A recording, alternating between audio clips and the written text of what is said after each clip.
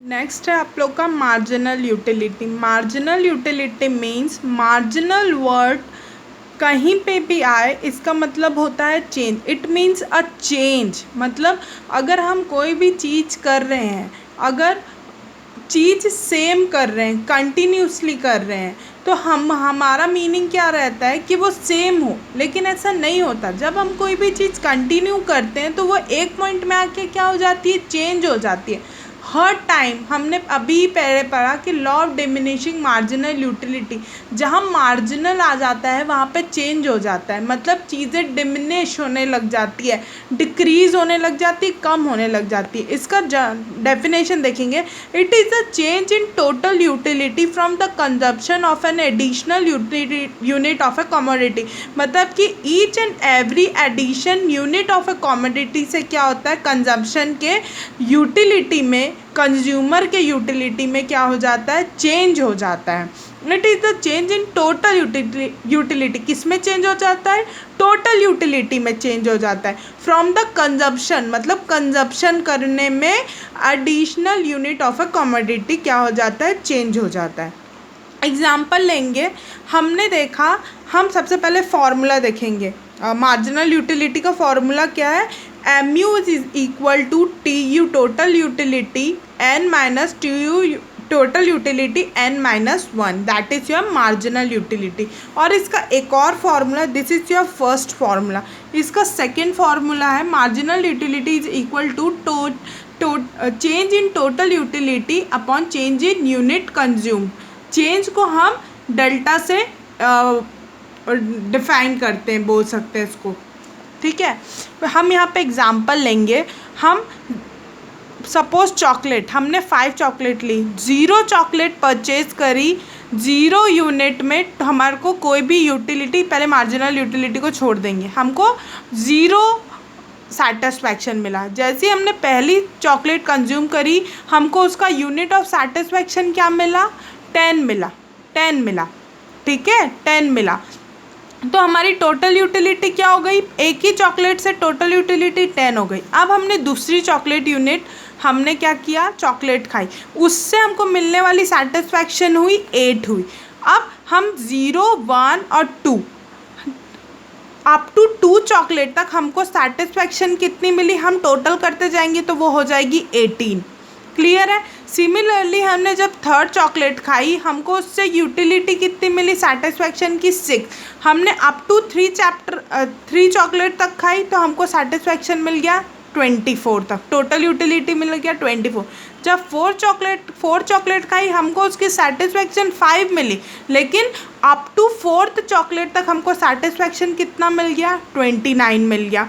जब हमने 5th chocolate खाई, 5th चॉकलेट कंज्यूम करने में हमको सेटिस्फैक्शन मिला 2 का सेटिस्फैक्शन मिला, लेकिन अप टू 0 से लेके 5 चॉकलेट खाने तक हमको टोटल यूटिलिटी, टोटल सेटिस्फैक्शन कितना मिला, 31 सेटिस्फैक्शन मिला। मतलब कि टोटल यूटिलिटी क्या होता है, sum total of all the unit consumed, उसका सेटिस्फैक्शन हमारा टोटल यूटिलिटी में होता है। और मार्जिनल यूटिलिटी, अभी हमने उसका मीनिंग पढ़ा कि चेंज इन टोटल यूटिलिटी, जो टोटल यूटिलिटी में चेंज होता है कंजप्शन से, वो होता है हमारा मार्जिनल यूटिलिटी। अब मार्जिनल यूटिलिटी हम देखेंगे। अभी हमने देखा कि देखो 0 चॉकलेट खाई, कोई भी सेटिस्फैक्शन नहीं मिला। पहली चॉकलेट हमने खाई, हमको 10 यूनिट्स का सेटिस्फैक्शन मिला, टोटल यूनिट भी 10 हो गया, मार्जिनल यूटिलिटी भी 10 हो गया। जैसे हमने 2 यूनिट्स ऑफ चॉकलेट खाई, जैसे हमने सेकेंड यूनिट की चॉकलेट खाई, सेकेंड चॉकलेट खाई, उसमें क्या हुआ, हमको यूनिट ऑफ सेटिस्फैक्शन क्या मिला, 8 मिला, और 8 सेटिस्फैक्शन मिला, टोटल यूटिलिटी 18 हुई। लेकिन मार्जिनल यूटिलिटी क्या हो गया हमारा, हमने यहाँ पे पढ़ा, फॉर्मूला पढ़ा है TUN माइनस TUN-1। TUN क्या है, हमने MU1 का निकाला, देखो TU1 तो हमारा ये 10 निकल गया, ये 10 निकल गया आपका, ठीक है, फर्स्ट वाला 10 निकल गया। अब जब हमको MU2 निकालना है तो हम क्या फॉर्मूला लिखेंगे, n की पावर में 2 लिखेंगे, और TUN-1 मतलब 2 - 1, तो TU2 क्या है आपका 18 है, TU2 18 है, TU2 -1 मतलब TU2 -1 तो TU1 हो गया, तो ये 10 हो गया। TU10 क्या है हमारा 1 है फॉर्मूला। तो यहाँ पे 18 - 10 हम मार्जिनल यूटिलिटी में हम उसके जस्ट ऊपर वाले को डिक्रीज करते जाते हैं, माइनस करते जाते हैं, ऊपर वाले टर्म्स को माइनस करते जाते हैं। जैसे कि 10 - 0, 0 से 0 कुछ भी माइनस नहीं है तो 0, 10 - 0 10, 18 - 10 8, 24 - 18 6, 29 - 24 5, 31 - 29 2। This is your marginal utility. जैसे जैसे आपका कंजप्शन चेंज होते जाता है टोटल यूटिलिटी में, आपकी law of diminishing marginal utility ये डिराइव्ड होती है। इसको हम लॉ फॉलो होता है तो हमारा क्या होता है, कंजप्शन की यूटिलिटी भी डिक्रीज होते जाती है। क्लियर है? अब इन अदर केस एक और इसमें एक्सेप्शनल केस आता है जहाँ पे फॉर्मूला पुट होता है चेंज इन टोटल यूटिलिटी और चेंज इन यूनिट कंज्यूम।